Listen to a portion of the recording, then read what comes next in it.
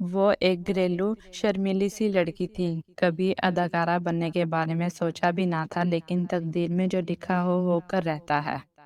شائرہ کی تقدیر میں بھی اسکرین پر ایک بڑی اداکارہ کے طور پر شہرت پانا لکھا گیا تھا، وہ صفحے اول کی اداکارہ بن گئی۔ شائرہ اس کا اصل نام نہیں تھا، وہ فرضی نام سے اپنی کہانی شائرہ کرانا چاہتی تھی، نام ظاہر نہ کرنا چاہتی تھی۔ شائرہ نے پنجاب کے ایک متوسط گھرانے میں جنم لیا۔ اس کے والد ایک دیانتدار سرکاری ملازم تھے، ان پر کنبے کا تمام بوجھ تھا۔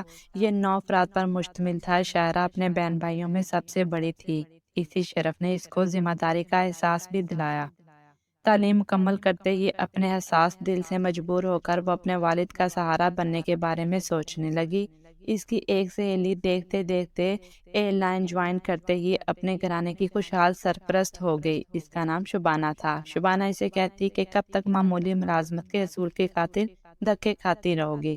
میرے ایک رشتہ دار ایئر لائن میں اچھے عہدے پر ہیں، تم خوبصورت ہو، دراز قد بھی ہو، تمہاری پرسنالٹی تو نمبر 1 ہے، میری مانو ہماری فیلڈ میں آ جاؤ، ایئر ہوسٹس بن جاؤ گی تو خوشحال ہو جاؤ گی۔ یہاں بہت اچھا معاوضہ ملتا ہے، جبکہ بیچارے اساتذہ کو بہت کم اجرت پر گزارا کرنا پڑتا ہے۔ وہ تو ٹھیک ہے شبانہ، مگر میرے گھر والے مجھ کو ایئر ہوسٹس بننے کی اجازت نہ دیں گے، کیونکہ اس ملازمت میں رات کی ڈیوٹی بھی کرنا پڑتی ہے۔ تم کوشش تو کرو ان کو سمجھانے کی۔ شیروں میں ملکی پروازوں پر جانا ہوتا ہے، زیادہ تر دن کی ڈیوٹی ہوتی ہے، ایک بار اس فیلڈ میں آ جاؤ گی تو والدین بعد میں سمجھوتا کر لیں گے۔ شائرہ نے کسی نہ کسی طرح اپنے والدین کو منا لیا اور شبانہ کے بھروسے ایئر ہوسٹس بن گئی۔ اچھا معاوضہ ملتا تھا، گھر کے حالات سنبھل گئے، والد ریٹائرڈ ہو گئے تو کنبے کی ذمہ داری شائرہ کے کندھوں نے سنبھال لی۔ بے سکون گھر میں مالی سکون آ گیا اور سب اپنے اپنے کاموں میں مشغول، ایک بے فکری میں مگن زندگی گزارنے لگے۔ پھر یہ بھولی بھالی لڑکی نیو یارک سے چین تک پرواز کرتی ہوئی ایک کولیگ سے دل لگا بیٹھی، جس کا علم گھر والوں کو نہ تھا۔ شائرہ اپنے کولیگ سے ناطہ جوڑ کر دیوانگی کی حدوں تک جا پہنچی تھی۔ ملازمت کی خاطر اس کو کراچی کے ہاسٹل میں رہنا پڑتا تھا۔ یہیں اس کی ملاقات فلائٹ کے دوران ایک فواد نامی فرد سے ہوئی۔ یوں دونوں پسندیدگی کے رشتے میں باندھ گئے، لیکن یہ رشتہ دونوں جانب سے شفاف نہ تھا۔ فواد نے محض ٹائم پاس کے طور پر اس کو اپنایا تھا اور اپنی جھوٹی محبت کا یقین دلایا تھا۔ ان دونوں کے تعلق سے فواد کا ایک دوست سیف روز اول سے ہی واقف تھا، جس کو شائرہ سیف بھائی کہا کرتی تھی۔ وہ بھی اس سیدھی سادی لڑکی کو بہن کے روم میں پسند کرتا تھا۔ فواد اپنے دوست سیف سے بہت قریب تھا اور اسے اپنی ہر بات بتاتا تھا۔ یوں سیف اس کے ارادوں سے آگاہ تھا۔ اس حقیقت سے گاہی کے بعد سیف کو ملال رہنے لگا کہ جس لڑکی کو اس نے دل سے بہن کہا ہے، اسے محبت کے باب میں دھوکہ ملنے والا اور محض بربادی ہی اس کے حصے میں آنے والی ہے۔ تبھی وہ شائرہ کے بارے میں فکر مند رہنے لگا، چاہتا تھا کسی طور وہ اس معصوم لڑکی کو اپنے دوست کے ارادے سے آگاہ کر کے برباد ہونے سے بچا لے۔ تاہم دوست کی پاسداری آڑے آتی تھی، لہٰذا خاموشی اختیار کی ہوئی تھی۔ یوں بھی جب تک ٹھوکر نہ لگ جائے، لڑکیاں ایسے جذباتی معاملات میں کبھی کسی کی بات نہیں سنتی، الٹا سمجھانے والے کو اپنا دشمن سمجھ لیتی ہیں۔ شائرہ میں اور کوئی برائی نہ تھی سوائے اس کے کہ وہ فواد پر بھروسہ کر کے اس کو اپنا سب کچھ سمجھ بیٹھی تھی۔ سیف نے نہ تو فواد کو سرزنش کی اور نہ شائرہ کو کبھی یہ جتلایا۔ وہ مناسب وقت کے انتظار میں رہنے لگا۔ بالآخر وہ وقت آ ہی گیا جب وہ ان کے معاملے میں مداخلت کر سکتا تھا۔ جب فواد نے شائرہ کے ساتھ بے رخی برتنا شروع کر دی اور یہ لڑکی شدید حساس آہنت کا شکار رہنے لگی تو ایک روز سیف کے سامنے اس نے اپنا دل کھول کر رکھ دیا، خوب روئی اور فواد کی بے رخی کا شکوہ کر بیٹھی۔ سیف اسی لمحے کا منتظر تھا۔ اس نے شائرہ کو تسلی دی اور وعدہ کیا کہ وہ فواد کو راہ راست پر لے آئے گا۔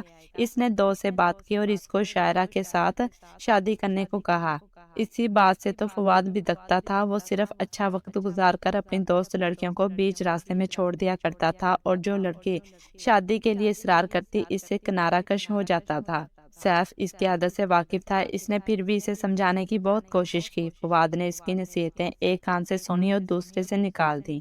اس سے مایوس ہو کر سیف اس کے گھر چلا گیا۔ فواد کی والدہ اس کو اپنے بیٹے کی طرح چاہتی تھی، لہٰذا اس نے خالہ جی سے بات کی اور پھر ایک روز وہ شائرہ کو لے کر خالہ جی کے حضور پہنچا۔ فواد کا کچا چھٹا سنانے کے بعد اس نے بتایا کہ شائرہ اس کی بہن ہے اور فواد نے اس کو دھوکہ دیا ہے، جبکہ اب وہ رسوائی کے دہانے پر کھڑی ہے۔ فواد کی ماں غور سے شاعرہ کو دیکھ پرکھ رہی تھی، سمجھ گئی کہ لڑکی بہت اچھی فطرت کی اور شریف گھرانے کی ہے، نادانی کے باعث اس کے بیٹے کے مکروہ فریم میں پھنس کر اب زندگی کی دولت لٹا بیٹھی ہے اور موت کے دوراہے پر کھڑی ہے۔ وہ سراپا ممتا تھی، اس نے روتی ہوئی شاعرہ کو گلے سے لگا لیا اور اس کے سر پر پیار سے ہاتھ رکھتے ہوئے بولی، فکر مت کرو بیٹی، تمہارے سوا میں کسی دوسری لڑکی کو اس گھر کی بہو نہ بننے دوں گی، فواد سے میں خود نپٹ لوں گی، تم بے فکر ہو کر گھر جاؤ، ایک ماہ کے اندر اندر تم کو بہو بنا کر اس گھر میں لے آؤں گی، تم کو رسوائی کے ڈر سے اس دنیا سے خوفزدہ ہونے کی کوئی ضرورت نہیں۔ خالہ کے ان الفاظ سے شاعرہ کو گویا نئی زندگی مل گئی، وہ روتی ہوئی مگر پر امید ہو کر گھر آ گئی۔ فواد کی ماں نے بہت جلد اپنا وعدہ نبھا دیا، یوں سیف کی کوششوں سے اس کی منہ بولی بہن فواد کی دلہن بن کر اس کے گھر چلی گئی۔ اب سیف کو سکون کی نیند آئی کہ جس لڑکی کو دل سے بہن بنایا تھا اس کا انجام بخیر ہو گیا۔ اب وہ خود کو ایسا محسوس کر رہا تھا جیسے اپنی سگی بہن کی ڈولی کو رخصت کر دیا ہو۔ فواد سے شادی پر شاعرہ کے ماں باپ راضی نہ تھے، نہ چاہتے ہوئے اس کو رخصت کر دیا، اس کے بعد اس سے ناتا نہ رکھا۔ تاہم شاعرہ نے اپنی بہن کو ایئر لائن میں آفس جاب کروا دی، تبھی اس کو اپنے والدین اور بہن بھائیوں کے مالی وسائل کے بارے میں فکر نہ رہی تھی۔ ان دنوں مشرقی پاکستان بنگلہ دیش نہ بنا تھا، لہٰذا فواد کا تبادلہ ڈھاکہ ہو گیا۔ اس کے کہنے پر شاعرہ نے ملازمت چھوڑ دی تھی اور اب مالی طور پر شوہر کے رحم و کرم پر تھی۔ ڈھاکہ میں فواد کا رویہ شاعرہ سے تبدیل ہونے لگا، اس نے بیوی سے دوبارہ بے رخی اختیار کر لی اور اپنا ایک ایسا حلقہ احباب بنا لیا جو باش قسم کے دوستوں پر مشتمل تھا۔ شاعرہ رات دن گھر پر پڑی اس کا انتظار کرتی رہتی اور وہ ڈیوٹی کا بہانہ بنا کر ہفتوں اس کی شکل نہ دیکھتا۔ جب گھر آتا شراب کے نشے میں ہوتا۔ اس ماحول سے اس کا چھوٹا معصوم بیٹا بھی متاثر ہونے لگا۔ ان حالات سے گھبرا کر شاعرہ نے سیف کو خط لکھا اور تمام حالات درج کر دیے۔ سیف نے اعلیٰ افسران سے مل کر فواد کا تبادلہ ڈھاکہ سے لاہور کروا دیا۔ یہاں آ کر اپنی ماں کے لحاظ سے فواد چند دنوں تک تو ٹھیک رہا، لیکن جس مرد کو باہر کی رنگینیوں کا چسکا پڑ چکا ہو، اس کا دل گھر میں اپنی شریف بیوی سے نہیں لگتا، خواہ وہ کتنی خوبصورت اور وفادار کیوں نہ ہو۔ شاعرہ اس کے لیے راہ کے کانٹے کے سوا کچھ بھی نہ تھی، پھر وہ زبردستی اس کی بیوی بنی تھی۔ اس کے دماغ میں یہ بات پھانس کی طرح چبھتی تھی کہ ماں کی مداخلت کی وجہ سے وہ اس توق کو گلے میں ڈالنے پر مجبور ہوا تھا، ورنہ آج وہ آزاد ہوتا۔ لاہور شہر جو خوبصورتی کا مرکز تھا، یہاں فلم انڈسٹری کی رنگین دنیا شباب پر تھی۔ فواد کے کچھ دوست فلم انڈسٹری سے وابستہ تھے، وہ اکثر وہاں مختلف فلموں کی شوٹنگ دیکھنے جایا کرتا تھا۔ اسی دوران کچھ ایکسٹرا لڑکیوں کے چکر میں پڑھ کر اپنی بیوی کو بالکل ہی بھول بیٹھا۔ تنگ آ کر ایک روز شاعرہ نے احتجاج کیا۔ اس احتجاج کا یہ نتیجہ نکلا کہ اس نے بیوی کو مار پیٹ کر بیٹے سمیت گھر سے نکال دیا۔ دل شکستہ شاعرہ چند دن ایک سہیلی کے گھر رہی اور پھر فواد کے ماموں کے گھر چلی گئی تاکہ ان کو اپنے حالات سنا کر فواد کو راہ راست پر لانے کا کہے۔ ماموں نے فواد کو لاہور سے بلاوا بھیجا، وہ آیا اور ماموں کی موجودگی میں بیوی کو طلاق دے کر چلا گیا۔ شاعرہ نے سیف کو خط لکھ کر حالات سے آگاہ کر دیا تھا۔ اب شاعرہ کے دل میں انتقام کی آگ بھڑک اٹھی تھی، وہ فواد کو کسی طور سبق دینا چاہتی تھی۔ سیف نے سمجھایا، یہ تمہارے بس کی بات نہیں ہے، کورٹ جا کر بھی کیا کرو گی، تم کو انصاف نہیں ملے گا، پھر اس نے تم کو طلاق بھی دے دی ہے، الٹا وہ بیٹے کے حصول کا کیس کر دے گا، فیصلہ تمہارے حق میں ہو بھی گیا تو کیس کی خواری اور اخراجات کہاں تک بھگتو گی۔ وہ نہ مانی، دھمکی دی کہ اگر تم نے میری بات نہ کی تو میں خود جا کر وکیل کر لوں گی یا پھر اس کے گھر میں گھس کر فواد کی جان لے لوں گی۔ تب سیف اس کو بچے سمیت لاہور لے آیا اور شاعرہ کو ہوٹل کے کمرے میں بٹھا کر فواد کی طرف چلا گیا۔ حالانکہ اب فواد سے رابطہ بھی لا حاصل تھا، جب وہ فواد سے ملا تو اس نے صاف کہہ دیا کہ وہ طلاق دے چکا ہے، اب اس کا شاعرہ سے کوئی تعلق نہیں ہے۔ اس نے واپس ہوٹل آ کر شاعرہ کو تمام ماجرا سنایا اور کہا کہ بحیثیت بھائی تم سے گزارش کرتا ہوں کہ ادھر ادھر بھٹکنے کی بجائے یا تو اپنے والدین کو منا کر ان کے پاس چلی جاؤ یا پھر میرے گھر چلو، میری والدہ اور بہنوں کے درمیان رہو، وہاں تم کو کوئی تکلیف نہ ہوگی۔ شاعرہ نے کہا کہ میں لاہور سے دور نہیں رہنا چاہتی، فواد اس شہر میں ہے تو میں بھی اسی شہر میں رہ کر اسے انتقام لوں گی۔ جب وہ لاہور چھوڑنے پر راضی نہ ہوئی تو سیف اس کو کچھ رقم دے کر اور دوبارہ آنے کا کہہ کر چلا گیا۔ یہ بھی کہہ گیا کہ جب جی چاہے میرے گھر آ سکتی ہو، میرے گھر کے دروازے تمہارے لیے ہمیشہ کھلے رہیں گے۔ اس کا خیال تھا کہ کوئی ٹھکانہ نہ ہونے کی وجہ سے وہ جلد ہی اس کے گھر واپس آ جائے گی، لیکن شاعرہ نے ایسا نہیں کیا۔ وہ ہوٹل سے اپنی سہیلی کے گھر چلی گئی۔ جس کے گھر پہلے بھی کچھ دن رہ چکی تھی۔ یہ لڑکی رافی پہلے ایئر ہوسٹس تھی اور اب ماڈلنگ پیشہ اختیار کر لیا تھا۔ حالات اور فواد کی بدسلوکیوں نے اگرچہ شاعرہ کا رنگ روپ ماند کر دیا تھا، لیکن وہ اب بھی لاکھوں میں ایک تھی۔ رافی نے بھی اس کو ڈھارس دی، جینے کے رستے دکھائے۔ اس نے سمجھایا کہ فواد کے پیچھے بھاگنے یا اس کی جان لینے سے بہتر ہے کہ اس کو کسی دوسرے طریقے سے شکست دو۔ تم ماڈلنگ کی طرف آ جاؤ، روپیہ کماؤ اور فواد کو بھی حسد کی آگ میں جلاؤ۔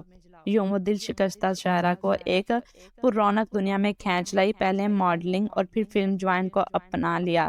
جلد ہی وہ دونوں ایک مخلص ڈائریکٹرز کی بدولت فلم سازوں کی نظر میں آ گئے۔ انہی کے کہنے پر اس نے رقص اور موسیقی سے واقفیت کے لیے دونوں فنون کی تعلیم حاصل کرنا شروع کر دی اور 1 سال کے اندر اندر اس میدان میں چھا گئی۔ شروع میں اداکاری میں دشواری محسوس ہوئی، مگر بعد میں جب اس نے روز و شب محنت کی تو ایک نامور اداکارہ کے طور پر پہچانی جانے لگی۔ ایک دن آیا کہ وہ ملک کی نامور اور بڑی ہیروئنوں میں شمار ہونے لگی۔ جب اس کی شہرت نے فواد کی نیندیں حرام کر دی تو وہ اپنا بیٹا اسے لے گیا اور بچے کو اپنی ماں کی گود میں دے دیا، مگر اب وہ بے بسی سے ہاتھ ملاتا کہ یہ میں نے کیا ستم کر دیا۔